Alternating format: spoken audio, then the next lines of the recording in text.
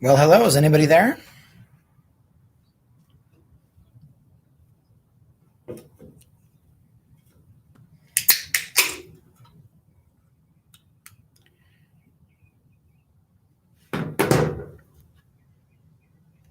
Anyone there?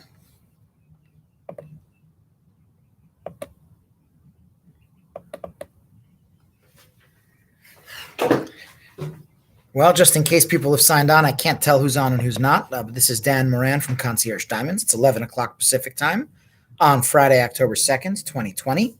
And I'm here to talk to you today about diamonds. I'm not sure if this is working properly or not. It looks like there are people on here. If anybody can see me, please go ahead and send the chat in the live chat just so I know you're there.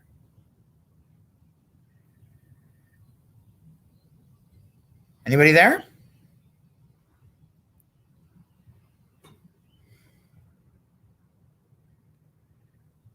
Hello?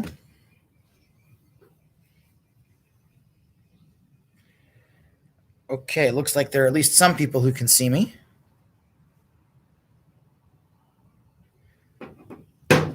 So, I'm seeing some people starting to show up in the chat, and we will be rolling talking about diamonds in just a few minutes. I figured I'll give people a minute or two to join us. I am coming to you today actually from my backyard rather than from my office, and the reason for that is I traveled to see a client this week and just got back to town late last night. And so, out of an abundance of caution, I went this morning to get tested for coronavirus before going into my office, just to be extra safe. I'm pleased to report that 5 minutes ago I got a negative test result, so I'm all good. But there wasn't time to drive into the office, so I figured you would be stuck with me in casual mode in my backyard. But for those of you who know me in real life, you will know that casual mode is how I prefer to be anyway. So let's try to keep this casual. I'm going to be talking a lot about diamonds and diamond jewelry, but I encourage you to stop me anytime. If there's something you want to ask me, just send the chat in the live chat. I'll be responding to that as best I can. And I'm sure we're going to have an informative conversation.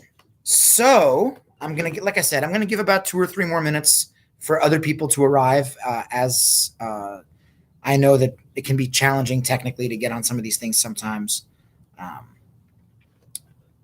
So if you're there and you're watching, please drop me a chat so I know who's here and I can speak to you one by one.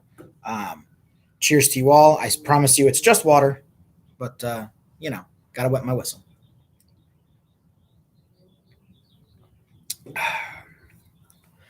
All right, I see we've got Kelly and Rachel here in the chat. I don't know who else we've got. I'm sure there are others lurking. So while we're waiting to start the conversation about diamonds, I had an interesting scenic tour of the Midwest over the last couple of days. I went to see a client in Michigan who was looking at some very, very large and very rare and unique and valuable stones. So it was too much value for me to ship to her to look at them. So a colleague and I went there ourselves to show her face to face.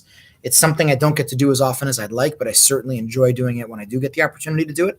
So we flew to Chicago and drove from there to Michigan, and along the way met with a few other friends and clients of ours, which was really a lovely experience. Getting to see people where they are as opposed to where we are is always nice to do, and it's fun to let them look at diamonds, in their own environments and in their own homes, et cetera, et cetera. So that was great. I met some lovely people and had a whirlwind 40-hour trip, of which I want to say something like 18 hours were spent in planes and cars. So, it was a lot, but we did what we needed to do. And I'm keeping my fingers crossed that a really special stone will be finding its way onto a really special finger of this great lady that I met on Wednesday. And I will keep you guys posted on that if it happens. It'll be a ring that I'm pretty excited about. I'm going to give it 45 more seconds or so for more people to show up, because I know that there were quite a few responses to our invitation. So I certainly want to give people the opportunity to join us. It's been tough not being able to travel to see people as much lately because of Corona. As those of you guys who follow me on Reddit and elsewhere know, I normally like to travel quite a lot. I'm a pilot in my spare time, so I fly myself up to San Francisco in the Bay Area to see clients quite regularly. Phoenix area, San Diego area, Las Vegas, anywhere within a reasonable radius from LA is pretty simple for me. And sometimes I journey farther afield as well. And if it just gets to be too far, like this trip was too far for me to fly in my little single engine propeller plane. So we flew United this time just to keep it simple. But I really do miss that.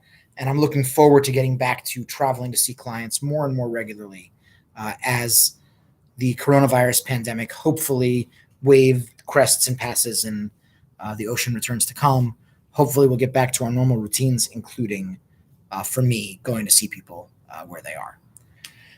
All right. Well, I'm not sure how many people have had a chance to make it here, but it's about 5 after 11. So to try to respect people's time, I'm going to go ahead and get started. I want to try to keep this from being a never-ending seminar. So what I'd like to do is just spend a few minutes talking through the 4 C's of diamonds to give you guys my perspective on them. And then when I'm done with that, we can answer questions. I do have some questions. You'll see me looking down at my cheat sheet occasionally because there were a number of questions asked of me prior to the webinar that I want to try to make sure to answer. So I'll be answering those. And of course, feel free to chat me in the live chat anytime with any questions that you have as I'm speaking. So the 4 C's of diamonds. I'm sure many of you who are here on this webinar are here because you're considering buying a diamond, maybe for an engagement ring. And as you've done research on that, you've come to realize that it's pretty complicated and there's a lot to know about diamonds. So what I want to try to do is to break it down for you and make it a little bit more digestible and easier to kind of understand what it is that drives the value of a diamond, because I find that as you know what you need to know about why a diamond costs what it costs, it'll help you to get comfort on spending that money and understanding what it is you're getting for your money. So the 4 C's of diamonds, they are the primary drivers of a diamond's value. They're not the only drivers, but they're the most significant and kind of the most easily digestible. So they're a pretty good place for us to start. They are carat weight, color, clarity, and cut. And I want to try to spend just a minute or two on each one of those. So carat weight's really simple. You put the stone on a scale, how much does it weigh? A carat is simply 1/5 of a gram. 5 carats is 1 gram. There's nothing magical about carats. It's just a convenient unit that we use to talk about diamonds because talking about them in milligrams sounds strange and clinical and weird, so we don't do that. All I want you to know about carat weight is that the more a diamond weighs, the larger it will be, and the more expensive it will be. And unfortunately, the relationship between weight and price is not linear, it's exponential. So as the weight climbs up gradually, the price spikes up really quickly and kind of does that hockey stick curve that we're all used to seeing from high school algebra. So be careful because increasing the weight just a little bit can increase the price a lot. So you have to really be cautious and cognizant of that. Color. So a diamond's a product of nature. It's a crystal that's made out of carbon. Those crystals were typically formed between 1 and 3 billion years ago, very deep underground at high pressure and high temperature that forces the crystal into a superheated liquid state. But as that diamond crystal is pushed to the surface by geological forces and it cools down and it solidifies, it becomes essentially impenetrable. Nothing can ever get inside of a diamond and change it. I'm sure you've seen TV commercials where they say a diamond is forever. Well, that's what they mean. The way a diamond looks today, it will look exactly the same 100,000 years from now. They don't change. That's not true for other precious stones, like say a ruby or a sapphire. You can heat those up and change their color permanently. But that doesn't happen to diamonds. Diamonds are fixed. However, a billion years ago, when your diamond was still a liquid, sometimes there are other chemicals present in the ground there, along with the liquid carbon. Maybe some nitrogen or some iron or boron or cobalt or whatever happened to be there. And sometimes those other chemicals mix into that liquid carbon and give the resulting diamond an overtone of color. So we grade diamond color on a scale from D as in Delta down to Z as in Zulu, with D being absolute pure, clear, no color whatsoever. And the farther we go down the alphabet, the more you'll see a little bit of yellowish or brownish or greenish or grayish kind of creeping in there. So the goal when you're looking for a diamond is to find a diamond that's white enough that it looks white to you. At the end of the day, it doesn't really matter what I think. It doesn't matter what a salesman or a gem lab or anybody thinks except you. If you think it's white, it's white. If you don't, then it's not. It's as simple as that. And remember, as you're looking at diamond color, that the ring design that you have in mind can affect what your desired color parameter would be. If, for example, you're setting your stone, you're planning to set it in yellow gold or rose gold, you might be able to use a lower color than in white gold or platinum, because not having that white metal right next to the diamond, there's no contrast. So it makes it harder for your eye to perceive the color of the diamond. So find a diamond that's white enough that it will look white in the ring that you're planning. Financially, though, what I want you to bear in mind about color, and this is not a formula that you can use as a hard and fast rule, but it's a pretty good rule of thumb to keep in mind when you're diamond shopping. One color grade, if you keep everything else constant about a diamond, one color grade is worth about 15% in dollars, plus or minus. So to go from a J color to an I color, expect to pay 15% more. From an I to an H, 15% more, et cetera, et cetera. Now that means that a 3 color grade jump can be a 50% price jump. So you got to be careful, or the numbers will run away from you and get ugly really quickly. That's why we don't all just get D colors. Well, and there's not enough of them to go around. So that's color. Clarity. Again, a diamond's a product of nature, and when that crystal forms, it never forms perfectly. There are always flaws or imperfections in the crystal. The industry term that you've probably heard is inclusions. We say inclusions because the guys in the marketing department don't like us to say the word flaws. It means the same thing. Don't let anybody BS you about it. And every diamond has flaws. Every diamond has imperfections. Even the super, super high clarity grades have imperfections. They're just fewer and smaller. So my way of thinking is, as long as the diamond is clean enough that there's nothing visible to your naked eye at the end of your arm, the way your bride-to-be will be looking at it every day, look at it at the end of your arm and say to yourself, do I see any flaws? Are they bothering me? If you see a flaw and it's bothering you, you can't use that diamond, kind of no matter how great it is in every other way, because that flaw is going to bother you. So no matter how white it is or how well cut it is or how good a deal it is, if you've got a flaw that's bothering you, you can't use that stone. It's disqualified. But once a diamond is clean enough that nothing's bothering your naked eye, you don't really get any extra credit, if you will, for being cleaner than that. It doesn't improve the diamond in any way to have it be super duper clean beyond the point where it's clean to your naked eye. So don't spend extra money on super high clarity. You're not going to get perceived value out of that. Okay, so that's clarity. Now our fourth C is cut.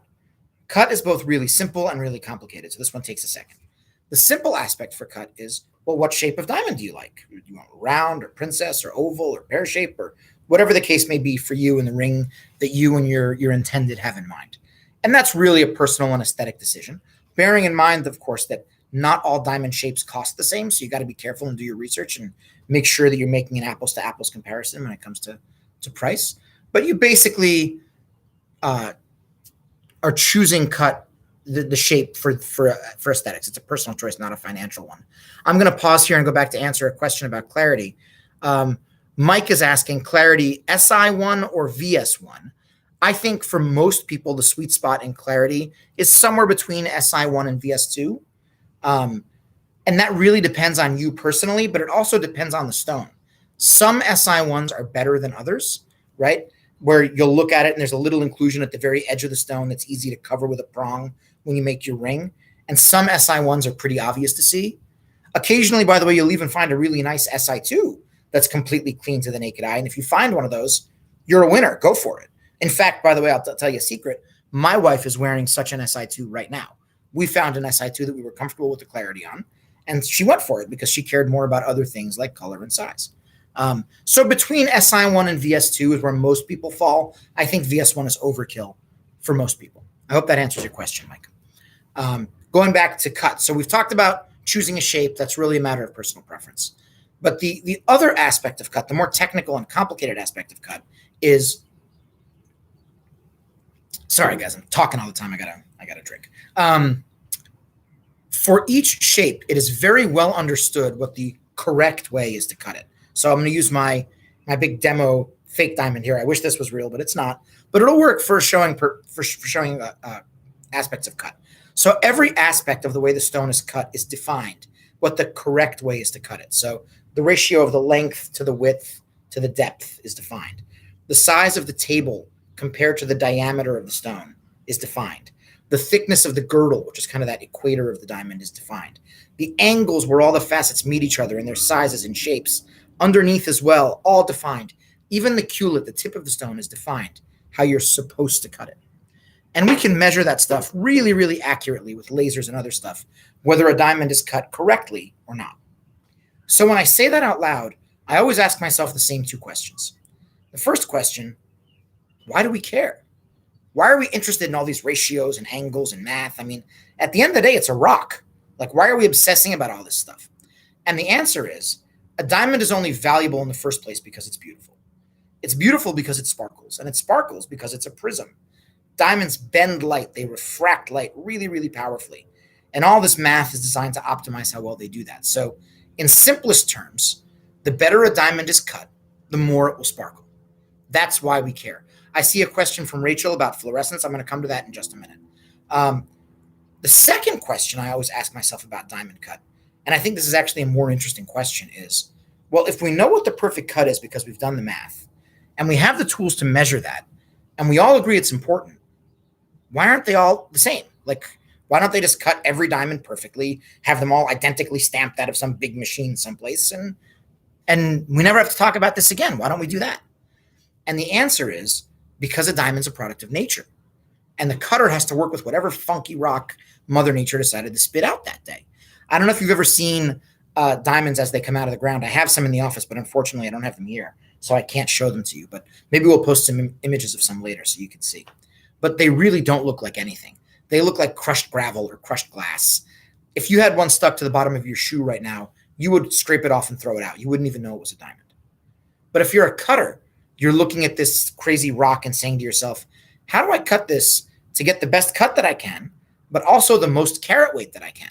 Because carat weight's worth money, right? And we all know that the price is exponentially correlated to carat weight. So maximizing that is a high stakes decision. Typically, cutters will optimize for the most carat weight. They want to cut the heaviest stone possible because the market understands carat weight really well. Every guy who walks into Zales looking to buy an engagement ring knows what 1 carat means. But not everybody knows what really excellent cut means and why that's important. So most of the market is perfectly happy to buy stones that aren't cut very well. Well, that's not my philosophy. I don't think that's the right way to go. At our company, we focus pretty strongly on cut and making sure that we work with stones that are cut well, because those not so great cuts are easier to get and they'll be less expensive. They'll be 20 or 30% less expensive than a really beautifully cut stone. But they don't sparkle like they're supposed to. They wind up looking like glass. So my belief is, if you're going to buy a diamond that looks like glass, this cost me $15. Just buy glass, right? So at my company, at Concierge Diamonds, we don't work with those not so great cuts. We don't own them. We don't stock them. We don't sell them. But I think it's important that you know they're out there. So if you're ever walking into a jewelry store and you see a ring and you say, God, that sounds really cheap, your first thought should be there's probably something wrong with the cut. Now, I got a question from Danny. How do you know if you're getting a fair price for the stone? So let's talk about that, and then we'll come back and talk to Rachel's question about fluorescence. How do you know if you're getting a fair price for a stone? That's a tough question. So it's a little bit equivalent to shopping for real estate. I don't know, Danny, if you've ever tried to buy a home before, but you run comps, right? You look at comparable houses in the neighborhood to say, what have other transactions been going for? And then you can decide how the house you're looking at is different than the house down the street that sold last month and see if you're getting a fair price. And it's a little bit similar to diamonds. You can track what other similar stones are selling for and say, am I in the ballpark? But then you have to account for the fact that every diamond is different. So let's say, for example, you're looking at a GSI1, 2 carat round. And you go, okay, well, I see that there are stones listed between $15,000 and $19,000 online. So that's probably my ballpark. The stone I'm looking at is a particularly nice SI1. I know that because I've seen 6 or 8 or 10 of them, and I know this was the best one. So it's fair to assume maybe it would be on the higher end of it. I also know that this one is maybe a better cut than the other ones that I'm seeing online. So that might justify a premium price, or vice versa. I think this is a particularly weak SI1, so I'd expect it to be on the lower end of the range. So, you compare the stone that you're looking at to other stones you've seen. And that's why, for example, when I'm working with a client, I'll show them a range of stones in their budget so that they can say, oh, I see why this stone is $1,000 more than that stone, right? I understand why there's a price difference between these two stones. And then the client can decide for him or herself, is that worth it or not, right? When I show diamonds to my clients, I show them enough of a range of stones that they can look and say, okay, I understand why stone A costs more than stone B, costs more than stone C. and I either care enough to spend that money or I don't, right? But either way, they're making an informed decision. So that's how you know you're getting a fair price for a stone. Now, to answer Rachel's question about fluorescence, is it important in making it a buying decision? Yeah, it's actually very important in making a buying decision. So what is fluorescence? Some diamonds, because of the way their crystalline structure is formed in the ground, will fluoresce, will glow blue typically under ultraviolet light. And as I'm sure you guys all know, ultraviolet light is a component of natural light. So they will glow blue when they're outside in the sun, like I am right now, for example. Well, why is that important? It can either be a good thing or a bad thing, depending on the circumstance. In a lower color stone, a little bit of fluorescence can actually be a good thing. In a KLM color stone, that blue light coming out of the stone can counteract some of the yellow body color in the stone and make the stone appear a little bit whiter, which is a good thing. In a higher color stone, in a DE color stone, too much fluorescence that blue light can drown out the other colors of the rainbow. Sorry, there's a plane flying overhead if that's interrupting the sound. Let's give him a minute. Okay, all that blue light coming out of the stone can drown out some of the other colors of the rainbow and make the stone look a little bit hazy, kind of milky, cloudy, dull. So we don't want that. Now, there are 5 grades of fluorescence, which you'll find on the report for your diamond: none, faint, medium, strong, and very strong. The simple version of making a decision on fluorescence, and there are exceptions to this in both directions, but as a rule of thumb, again, if a stone has none or faint, don't worry about it. It's not going to affect the stone's appearance. If a stone has strong or very strong fluorescence, don't worry about it. Just don't buy that stone unless you can inspect it and have an expert inspect it. Because again, there are some examples where the stronger fluorescence isn't that bad and isn't a negative effect, but don't buy a stone like that sight unseen or unexamined. Medium is the tricky case. Sometimes it'll affect the stone, sometimes it won't. Sometimes it's a positive effect, sometimes it's a negative effect. You really need expert help to look at those stones and decide if it's okay in this circumstance or not. So I do sometimes offer my clients stones with medium fluorescence, but I would say that about between 30 and 50% of the fluorescent stones that I see, I think are okay. So sometimes fluorescence is okay, sometimes it isn't. And if you're working with an expert, if you're working with somebody like me, I'm pre-selecting that before I ever show you the stone, right? If I look at a fluorescent stone and I have a problem, you're never going to see it. So you're never going to know that, right? So that's why, as you know, I'm a believer that it's important to work with an expert. And this is one of the reasons why, because we evaluate on criteria that it's just getting too deep in the weeds for you guys to try to do all this yourself. So we kind of do some of the heavy lifting for you. Mike is asking, are these the grades like D to G clear for fluorescence? So again, the fluorescence grades are none, faint, medium, strong, and very strong. So think of it like A, B, C, D, F, if you will, from grade school. So yeah, that's it. I hope that answered your question, Rachel, about fluorescence. Again, lower colors, it can be a good thing. Higher colors, it can be a problem. In between, there are some edge cases that you got to be careful of, and it pays to get some help. All right, I'm going to look down at what other questions I've been asked by people. Can you judge a diamond for yourself online? You know, it's really tricky to do that. I've often joked with clients that buying a diamond based on a photo and a certificate online is a little bit like marrying a girl based off her Tinder profile. You just don't have enough information to know if she's crazy. A certificate doesn't say all there is to say about a diamond. So I certainly work with a lot of clients remotely, and as a result of geography, they don't have the opportunity to see the stone live in the flesh before they buy it. So what I try to do, and my team tries to do, is we act as your eyes, and we look at stones for you and go, this fluorescence is a little problematic. Let's eliminate it. This one's okay. Let's show it. This SI1 isn't clean to my eye. You'll never see it. But this one is. Let's show it. Just a report and a photo, you don't get the whole story. It's not enough. Videos really help. And those of you who've worked with us in the past, and I see there are a few past clients here on the chat, so thank you for joining us. You'll know that we send, in addition to kind of controlled lighting, high resolution photos and videos, we also send really kind of simple iPhone videos. We'll have somebody stand by the window and just take a video. And that's actually really helpful because all of us have seen enough iPhone videos in our lives to know what an iPhone video looks like, and it kind of helps us to get a calibrated comparison. So I think that answers that question. Don't just buy based on a certificate. It's not enough information. Let's see. Let's talk about, somebody asked me an interesting question that I don't get that often, but it's a good question. Finger size. If I'm looking to surprise my girlfriend and I'm not sure of her finger size, how do I get it? And that can be really tricky. So if you're trying to surprise her, you can't just ask her, right? And I know that there are various online finger sizers. You can download a piece of paper that you're supposed to print out and measure. Don't use those. They don't work. Finger sizes are too precise for those online sizers to work. It winds up having more to do with measuring your printer settings and scissor skills than actual finger sizes. What you want to do is cheat a little. If you want to surprise your girlfriend and you don't want to ask her mom, ask her sister, ask her best friend, ask her college roommate. If you guys have been together for any length of time, if she's expecting a proposal at some point, she has told this information to somebody. Somebody will know. So don't try to cheat by using those online sizers. They don't work. Just get the information from somebody you can recruit and trust. Oh, hold on. I just got a new question just came in. Let me try to get this. Someone asked, why is it so hard to buy an emerald cut? That's a fair question.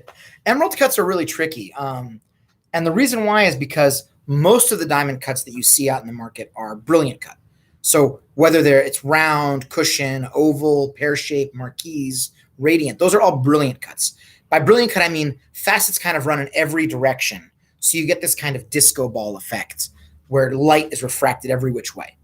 Emerald and Asher cuts, some trapezoids and a few other cuts, are what's called step cuts, where all of the facets are parallel to each other. So you don't get that brilliant disco ball effect. Instead, you get more of a hall of mirrors effect, where you're getting reflections of reflections of reflections. Now, the problem with that is if there's an inclusion in the stone, rather than being hidden in the intersections of all these facets, it can be reflected around, and one little dot can look like 50 because the nature of the cut amplifies inclusions rather than hiding them. So that can be super, super tricky. And the only way to really get into it is to look at a bunch of emerald cuts and see what you like. Because in addition to clarity, you have to think about length to width ratios, where there's, in the last week, I've shown large emerald cuts, one to someone who liked more elongated stones and one to someone who liked more squarish stones. Neither one of them is wrong. They just have different preferences, and you have to learn yours. So step cuts like that can be trickier to buy. Another question somebody asked me was regarding HCA or Holloway Cut Advisor scores or asset ideal scope images. How useful are they? In my opinion, not very useful at all.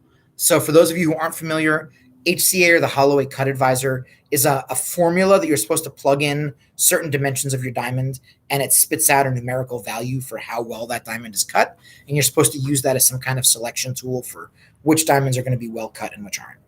I think that's a bunch of bunk. I think, look, the best way to tell how well a diamond is cut is by looking at it. That's the best. Your eye is the best instrument you've got. If you can't do that, look at the report and look at all their measurements, and there are ideal ranges for most of those. But that's already an abstraction, right? Looking at the report isn't as good as looking at the actual diamond. Now, the HCA score takes numbers off the report and abstracts it further into one number. It's an abstraction of an abstraction. It's kind of like making a photocopy of a photocopy. You're not going to get a lot of fidelity out of that. And I don't think it's particularly useful. Similarly, asset scores, where they're sending single point source light into the stone to try to measure how well light returns. I get what they're going for, but that's not the situation you're going to have in real life. Single point source light is not how we live our lives. Looking at the way a diamond performs in actual light is much more useful. So I candidly think those things and their ilk are more sales tools than serious gemology tools. They're used to divide stones and kind of wedge between them so that a jeweler can charge you more for one than the other because it has a better asset or a better HCA. I think it's a sales tool, not a gemological tool. And the way I know that is that a good chunk of our business is wholesale, right? Selling to other diamond professionals. And I, of course, have bought, honestly, I don't even know how many thousands of diamonds I've bought in my career at this point.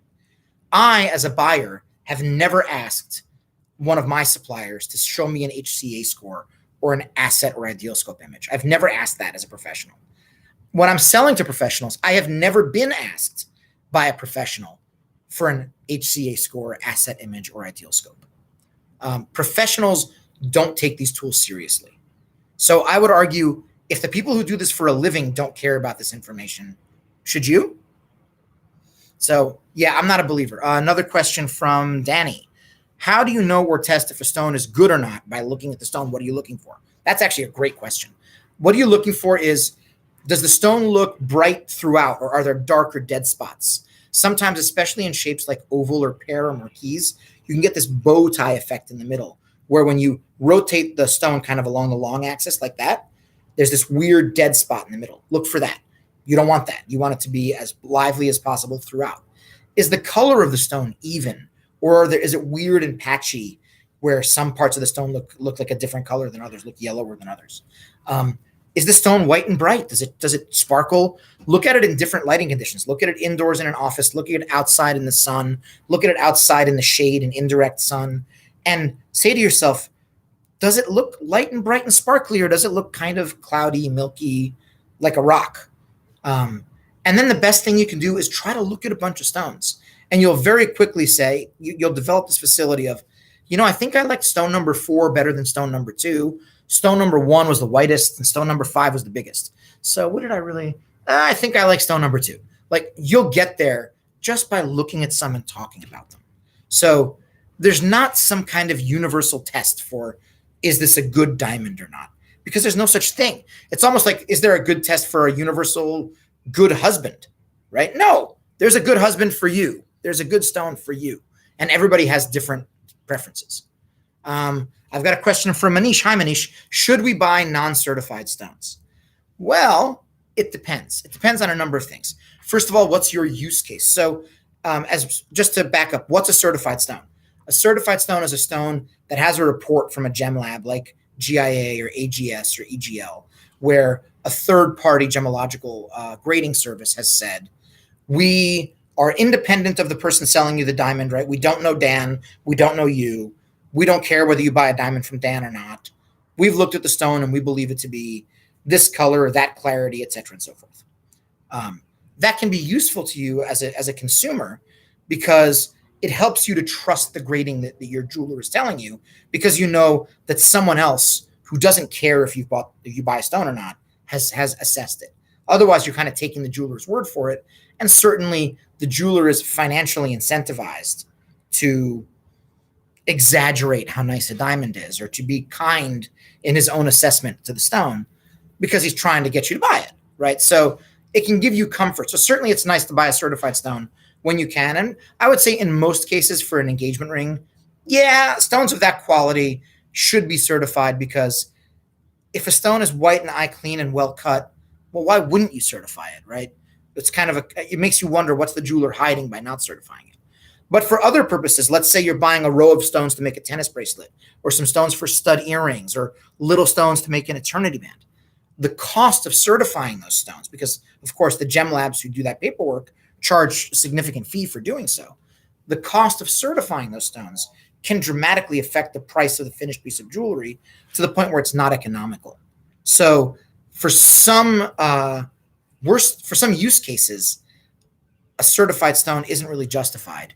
And for some, it is. So you have to see for yourself whether it works for you or not. So I hope that answered the question. And somebody's asking, what are the different gem labs? Is GIA the only good one? No, GIA is not the only good one. So there are a few hundred different gemological labs around the world that are in the business of providing gemological reports. And as it turns out, the vast majority of them are total nonsense. They're in somebody's pocket. There are labs where I could literally call them and say, I need you to print the certificate for this stone. And they don't care if they see the stone or not, right? It's a joke. But there are some gem labs that are pretty widely considered to be genuinely legitimate, independent, credible. In the United States, at least, there are 4 kind of most popular gem labs.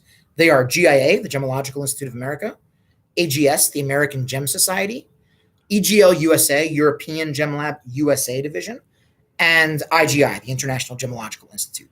Those are kind of the big 4. Note that when I say EGL USA, I mean EGL USA only. There are also EGL International and EGL Europe, which in fact are not the same company. They're different companies. So it's a little confusing. But those big four are generally considered pretty reputable. However, they don't all have the same grading standard. Just because GIA believes a stone to be a G color doesn't mean that AGS has to agree with them, right? Each think of it like different universities. Just because your term paper merits an A at Berkeley doesn't necessarily mean it merits an A at Stanford, right? Each gem lab can apply its own grading standards to the stone. Generally, I think most people would agree that of the four big gem labs in the United States, GIA is the most strict, is the most stringent in their grading. So you'd expect a given diamond, if you sent it to all four labs, to get the lowest grades at EGL. So you might say to yourself, or at GIA, excuse me. So you might say to yourself, well, great, I'll just play it safe and buy a GIA stone. And you can do that.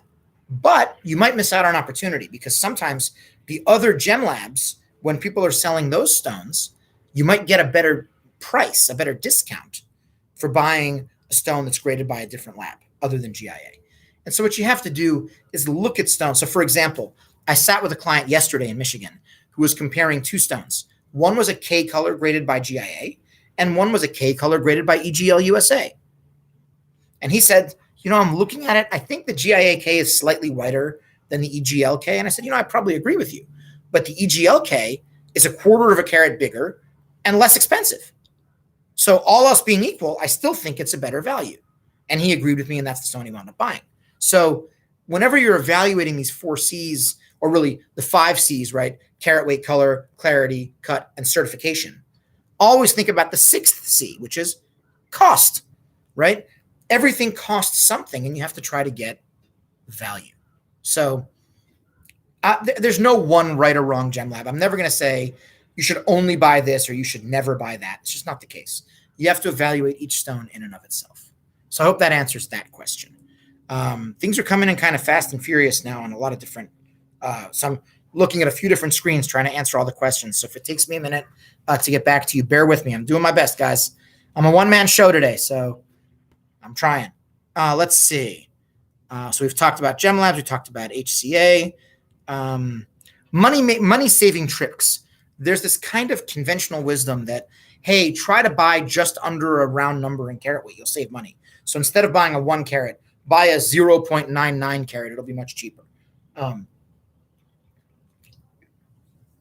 There was a time when that was actually true because diamonds are kind of sorted into buckets based on carat weight. And for example, one bucket is 1.00 to 1.49 carats. The minute it's 1.5, it's in a different bucket. And the minute it's 0.99, it's in a different bucket. So it used to be that by buying out of the under 1 carat bucket, you'd get a better deal than buying from the over 1 carat bucket. But that was before the days of big data and the internet and kind of the flattening of those price curves that's happened as a result of consumers having access to more information. Today, the price difference between a 99 pointer and a 1 carater is negligible. And it's also worth bearing in mind that you don't find 99 pointers very often. The only reason you'll ever see a 99 pointer is because a cutter who was trying to cut made a mistake and screwed it up. So that must mean he's trying to rescue something. So a lot of times with those just under carat weight sizes, you see other wonky issues with the cut where you can tell the cutter has screwed something up. Not always, but sometimes. That's one of 2 ways you get a 99 pointer. When a cutter screws up or when someone has cut a 1 carat, they put it in a ring and somebody chips it and they need to fix it. That's how you get 99 pointers. So long story short, don't make yourself crazy looking to beat the system by buying just under, just over, just this, just that. Don't try to screw the system. The system will screw you more. Try to find a stone that you like. Try to find a good value. Don't try to outsmart the industry. This industry is full of smart people with a lot of money invested in it. You're not going to outsmart the industry. Don't try to do that. Try to get fair and enduring value. That's what you want to do. It's a little bit like the difference between try to buy a good mutual fund that will serve you well for 20 years versus day trading, trying to time the market with transactions to the microsecond. Unless you're a genius, you're not going to do well with that. Just try to get value. Okay, let me try to find the next question. We talked about bow ties and other specific shapes, talked about finger sizes. The difference between a custom-made ring and a mass-produced ring. this is pretty relevant for us at Concierge Diamonds because it looks like my collar's all screwed up. That's a little embarrassing. How long has it been like that, you guys? Why didn't anybody tell me? The difference between a custom-made setting and a mass-produced setting. A lot of times you can find the same exact design either off the rack, right, as a mass-produced ring, or have it custom-made. And sometimes you'll pay more for the custom-made version versus the mass-produced version. Why? Well, there's a few reasons. By the way, it's not always the case. Sometimes you won't pay more for the custom-made version. But when you do, it's often for a reason. Let's say, for example, it needs to be made in the exact right size to match the diamond that you've selected, to match the finger size of your bride-to-be.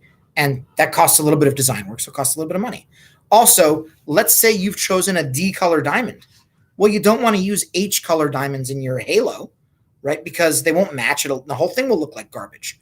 So the work of selecting those diamonds, as well as the extra cost because they're better diamonds, gets factored into the setting price. Also, some of the manufacturing techniques are different. A lot of the big chain jewelry stores and the chain online jewelry stores, and I won't name names, but their initials are James Allen, will use these mass-produced settings made overseas, typically in mainland China. And they use techniques to keep costs down, like aerating the metal. They'll pump air into the gold as it's casting, because then the gold is aerated. It's kind of lighter, fluffier, and they're giving you less gold. It saves them money, so they can charge a higher price, or a lower price rather. But the downside is now that metal is porous. There's air bubbles trapped there. It's not as strong. The prongs won't be as strong. The shank won't be as durable. If you're setting little pave stones, they're going to fall out more and more. So it's a compromise on quality to hit a price point. I'm proud of saying it. Internally, we have a saying at our company when somebody asks us why is our setting $200 more than the other guys. It's because I don't manufacture to a price point. I manufacture to a standard. I want to make sure that if you're getting down on one knee and proposing with a ring, it's a ring she can wear confidently, that it's not going to fall apart on her for the rest of her life. And if we can't meet that standard, then I'd rather not deliver a ring at all. That's not to say that there's never issues. Of course there are issues, and rings require service. Just as you wouldn't buy an expensive car and never change the oil, don't buy an expensive ring and never bring it in for service. If you're our client, we encourage you to bring it in for regular service. We don't charge anything for it. We just go over it, make sure all the prongs are tight, clean it, all that good stuff. But our rings are designed to endure. And I think it's important for something as special as an engagement ring that you do that. So that's the difference between a mass-produced ring, in very, very brief, and a custom-made ring. Okay. Somebody asked a question about why is it that I see the same diamond listed on 3 or 4 or 5 different websites? Well, which one of them owns it, right? If the same diamond is on Blue Nile and James Allen and Brilliant Earth and With Clarity and Yadav and on and on and on and on and on, right? There's tons of these sites. And you can find the same diamond on so many of them. In fact, Rare Carat has made a business out of that, right? Searching on all the different sites to find you different diamonds. Well, so which one of these guys own it? The answer is none of them do. None of those big sites own diamonds at all. They're brokers. They all pull data off. There are a few back-end wholesaler websites that you don't really need to concern yourself with because you can't get to them anyway. They're for the trade only. And they list, guys like me list our inventory on these wholesale sites, and companies like James Allen and Brilliant Earth and Blue Nile pull that database down, format it for themselves, mark it up by whatever percentage they mark it up, and post it on the internet. And then if you call James Allen and say, I want to buy diamond number 123, they look it up on the wholesale website, call the owner and say, okay, my client wants to buy diamond 123, and they drop ship it to you. Seems fair enough. It's the way of the world today. It sure works for Amazon, but why doesn't it work for diamonds? When you call James Allen to get an assessment of the stone, and the very helpful customer service rep at James Allen says, oh yeah, that stone's going to be eye clean and it's a good G color and the fluorescence doesn't bother it. He may be the best diamond expert in the world. He's not, but let's pretend he was. Even if he is the best diamond expert in the world, he's never seen the stone. How can he conceivably give an evaluation of a stone he's never seen? That's like a doctor diagnosing your stomach ache without examining you. It makes no sense. So I find it very funny. And I've done this experiment where I'll have somebody on my team call James Allen and ask a question about stones. And they say, oh, yes, it's this, it's that, it's the other thing. But meanwhile, I've got the stone in my hand and I know that what they're saying is BS. I've run that experiment, so I know how it goes. Not always, but all too often. I think it's a problem to buy diamonds from guys who've never touched the diamond. They don't know. How can you know? They're taking the word of the seller, right? Who, of course, has every incentive to exaggerate. It's just not, it's not the best way to do things. Let's see. What else have we got?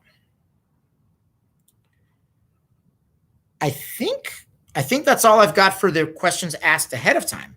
So are there any other questions that I can answer for you guys? You guys have been pumping questions at me. Has somebody asked a question that I haven't gotten to yet because I missed it? There have been a lot to go over. Did I miss anything, you guys? Okay. Well, I'm going to give it about 30 seconds or a minute just to see if anybody has any other questions for me. And if not, I'll sign off. But in the meanwhile, I've certainly very much enjoyed chatting with you guys, and it's been fun to get some of these questions. I will encourage you to reach out to me. You can email me, dan@conciergediamonds.com. You can call my office at 213-261-4330. You can comment here on YouTube. My team and I will get back to you. Any questions you have about the process of buying a diamond or buying a ring, as I'm sure you guys can tell listening to me, I enjoy talking about this stuff. Somebody was asking my girlfriend's brother-in-law bought one from you guys remotely. How do you work remotely? That's a great question, actually, and that's worth taking a minute to answer. So our offices are based in Los Angeles. I live here in LA, but I work with clients all over the world. So how do we do that? Let's say you are in Boston, and it's not practical for you to come and see me in Los Angeles, and I'm not able to come to see you in Boston. Now, that's no problem. What we'll do is we'll talk on the phone. I'll get a sense of what you're looking for, what shape, what your budget is, what kind of ring design you have in mind, what's important to you. In other words, do you care more about the size or the color versus, everybody's got a different kind of recipe of what they're looking for. So I'll get an assessment of what you're looking for, your budget, your goals. Then I'll go into the market and I'll curate a selection of stones for you, both out of my personal inventory as well as the inventory of colleagues of mine in LA. In my building, I'm in the kind of the diamond epicenter of the West Coast. So there are hundreds of diamond dealers with tens of thousands of stones accessible to me at any time. So I'll go and put together a selection surveying the market based on your goals. And then let's say I'll find 5 diamonds that I think are the top 5 for you. In order to do that, I've probably looked at 50 to 100, but I'll narrow it down to the top 3 or 5 or 6 or however many is appropriate. We invested in a fancy schmancy camera system in our office. So I take really, really high resolution photos and videos, as well as the aforementioned iPhone videos. I'll send you both. I'll send you photos and videos, and then we'll talk about it. And we'll call again and say, okay, I kind of like stone number 2. I'd love to see another picture of stone number 3. Dan, can you talk to me about stone 1 versus stone 2? We'll talk. And either I find the perfect stone on the first try, which happens a lot, which is great. And we go, okay, great. Stone number 3 is our winner. Let's talk ring design. Or I don't. And we go, I kind of like stone number 3, except I wish it was the size of stone number 1. Okay, well, then we adjust what were our expectations, our budgets, whatever. And I go around again and I do a new curation of stones based on what I've learned. And if I need to, I'll do a 3rd or a 4th or however many it takes until we find the perfect stone for you. Then once we find the perfect stone and lock that in, then we build the ring around the stone. So choosing side diamonds that match, pave stones that match, the right metal type, the right finger size, locking in the design, et cetera, et cetera. And then only then do we actually build the ring. So typically the whole process, I recommend starting to talk to me 60 to 90 days before you want to have a ring on your actual, in your pocket ready to propose. So today we're at the beginning of October. If you want to have a ring before Christmas, we need to be talking. Like, it's time. The actual manufacturing time, once we choose a diamond, is typically 3 to 4 weeks. I like to have longer than that, both because as we approach the holiday season, we get busier and things tend to get backed up. And also because every now and then we make a ring and it doesn't come out the way I like it. I'm not 100% happy with it. And I like to have extra time to make corrections, to, if I have to melt the ring and start over. And I want to be able to do that without compromising your schedule. So the more time you can give me, kind of the better. But that's the basic process. I hope that answered the question of how we work remotely. I got a question. Can you save money on different shapes? Yeah. Round is the most expensive diamond shape, kind of always. But among the other shapes, it can vary based on the trends and fashions. What will cost more than another? For example, right now, ovals are super in fashion. They are the it girl of the 2020 holiday season. Oval shaped diamonds are very hard to get, and as a result, they're trading at a premium to other shapes like, say, pear shapes or marquises. 2 years ago, I would have said it was cushions. It was cushion all the time. Now it's oval all the time. What's going to be next? Nobody knows for sure. My money's on pear shape and radiant. I think those are going to be the next two big ones, but I don't have a crystal ball. I don't know that for sure. So you can sometimes get some savings by going counter to the fashion, right? Today might be a good opportunity to buy a radiant or a marquise or an Asher. But that might not be true 6 months from now. It changes. So you have to kind of evaluate stone by stone. And again, don't choose this based on what's a bargain. Choose this based on what ring you want. Because at the end of the day, 10 years from now, when your wife is saying to you, I really don't like pear shapes. Why'd you buy me a pear shape? And you go, it was on sale. Nobody wants to hear that. This is too important for that.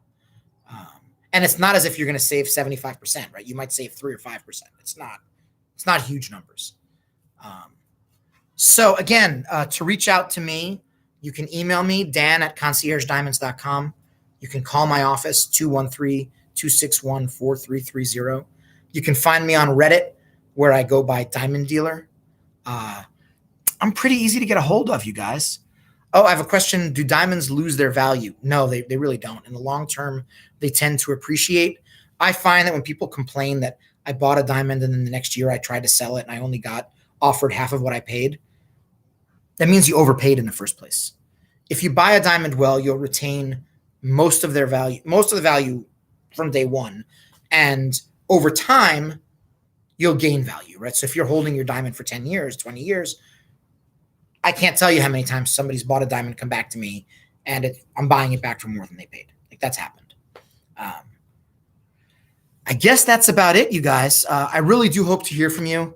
It's been a pleasure. Again, my name's Dan Moran from Concierge Diamonds. Thank you so much for joining me. I'm sure we'll do more of these in the future, and I really appreciate you spending this hour with me. So thanks very much, and we'll talk soon. Signing off for now. Bye, guys.